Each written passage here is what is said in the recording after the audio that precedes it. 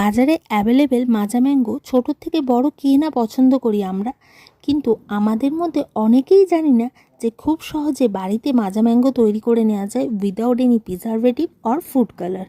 কী করে করা যায় জানতে চাও? চলো দেখি। তার জন্য আমার প্রয়োজন একটা কাঁচা আম আর একটা পাকা আম। এখানে আমি কাঁচা আমটা অনেকটা বড় ছিল আর পাকা আমটা ছোটো ছিল, তাই কাঁচা আমটা আমি পুরোটা ইউজ করিনি, অর্ধেকের একটু বেশি ইউজ করেছি। একটা মিক্সার গ্রাইন্ডারে আমি চিনি আর একটু পাতিলেবুর রস অ্যাড করে প্রথমে ম্যাঙ্গোগুলোকে ঘুরিয়ে নিয়েছি।